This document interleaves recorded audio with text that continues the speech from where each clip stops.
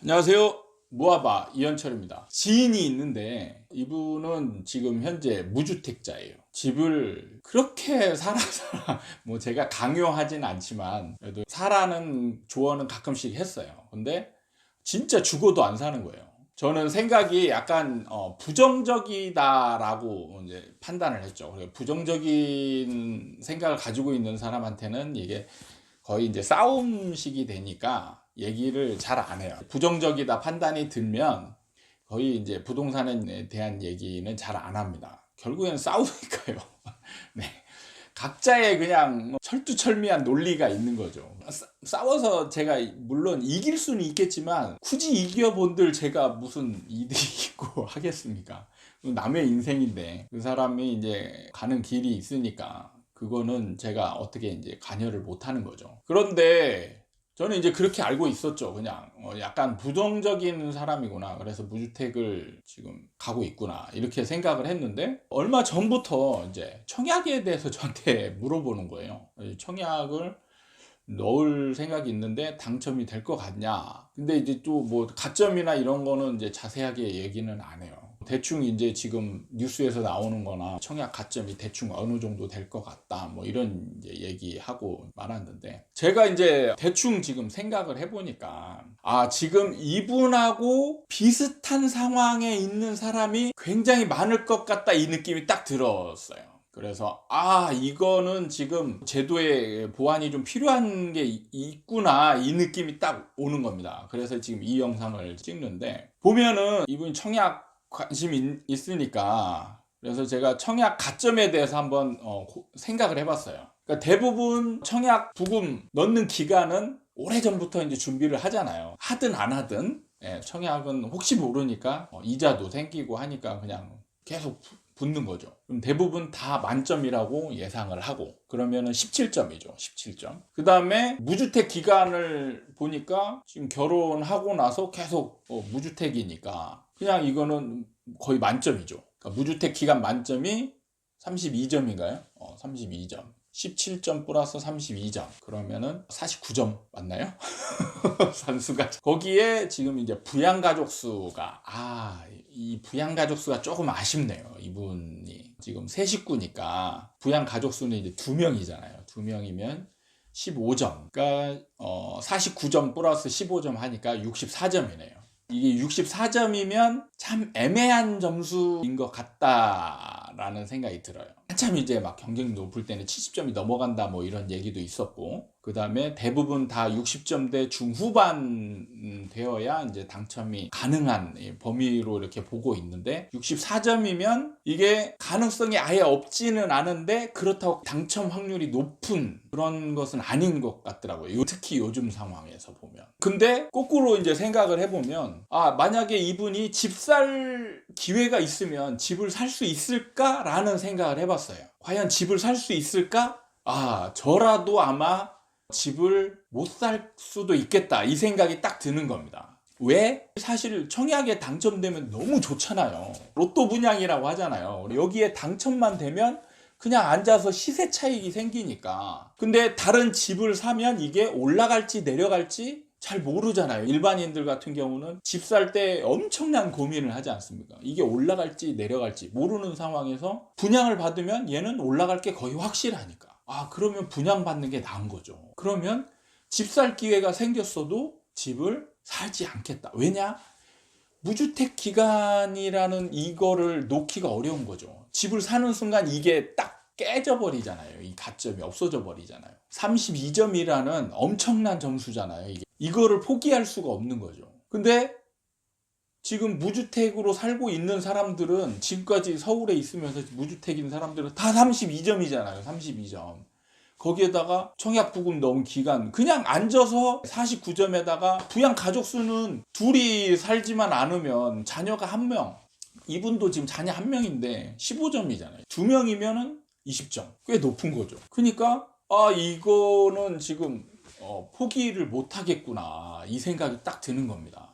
그 순간 딱 드는 생각이 뭐냐. 이 청약 제도가 사실 취지를 보면은 무주택 기간이나 부양 가족수. 그러니까 무주택 기간이 많은 사람에게 혜택을 주는 거고, 부양 가족수가 많은 사람한테 혜택을 주는 거잖아요. 무주택 기간으로 오래 살라. 이거랑 똑같은 거예요. 오래 살아야만 이 청약이 당첨되는. 그러니까 무주택을 강요하는 제도인 거죠. 강요 아닌 강용인 거예요. 어떻게 보면 이 청약이라는 게 무주택자한테 혜택을 줘서 내 집 마련을 좀 더 수월하게 하고 내 집 마련하는 사람에게 좀 더 혜택을 주겠다, 이런 제도인데, 현실적으로 보면 무주택을 강요하는 그런 제도인 거죠. 사실 이런 상태에 있는 사람이 얼마나 많겠습니까? 이 비슷비슷한 점수에 있는 사람들이 막 몰려 있는 거예요. 근데 이거는 부양가족 수는 늘릴래야 늘릴 수가 없는 거예요. 지금 이분 같은 경우는 부모님이 돌아가셨어요. 그러니까 부양가족 수를 늘리려면 애를 하나 더 낳는 수밖에 없어요. 지금 50이 돼가지고 이제 늦둥이를 봐야 되는 거예요. 지금 당첨이 확률을 높이려면. 그러니까 뭐 옛날에는 이 부양가족 수 때문에 입양을 한다는 얘기도 이렇게 나왔었어요. 이게 안 되니까. 그렇다고 애를 낳을 수도 없는 거 아닙니까? 집을 사기 위해서 애를 낳는다, 이거는 또 말이 안 되는 거잖아요. 그러니까 이분이 지금 이렇게도 못하고 저렇게도 못하는 어쩔 수 없는 상황에 처해 있구나, 이런 게 딱 느껴지는 거예요. 전에는 이제 얘기를 잘 안 하니까 별로 고민을 안 했었는데, 이제 그런 상황이 이해가 되는 겁니다. 옛날에 집을 사라고 했을 때 안 사는 이유가, 이 청약을 노리고 있었으면 집을 사면 안 되는 거죠. 무주택 기간을 유지를 해야 되니까. 좀 뭔가 이게 보완의 필요성이 정말 많이 느껴지고 있어요. 그렇지 않습니까, 여러분? 무주택을 일정 기간 유지한 사람은 이때부터 이제 집을 못 사는 거예요. 그러니까 막 한참 올라가는 시기에 집을 못 사는 겁니다. 안타깝죠. 그렇다고 이게 당첨이 되냐? 되면 좋죠. 되기만 하면 좋은데, 애매한 점수에 있는 사람들, 부양 가족수나 이런 거에서 딱 걸리는 사람들은 이게 방법이 없잖아요. 그냥 이 운에 맡기는 수밖에 없어요. 그렇다고 포기하기에는 너무 아까운 거죠, 점수가. 이런 사람이 진짜 너무 많겠구나. 제가 얼마 전에 청약 하지 마!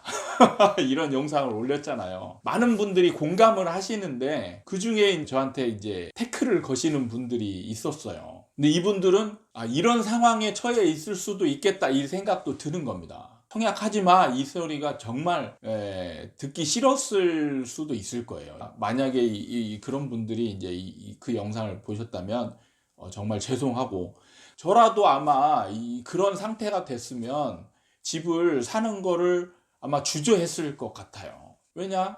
청약이 너무 좋으니까. 지금 상태에서는 완전 청약이 로또 아닙니까? 당첨만 되면 로또. 그러니까 청약에 목매달 수밖에 없죠. 그런 사람이 집을 살 수가 있겠습니까? 못 사죠. 그러니까 지금 이 좋은 취지로 만든 이 제도가 어떻게 보면 서민들을 더 서민으로 계속 강요하는 제도가 돼버리고 있는 거예요. 현실적으로. 아마 정부 관계자들은 이거 잘 모를 겁니다. 왜냐하면 이런 얘기를 하는 사람을 저 못 봤거든요.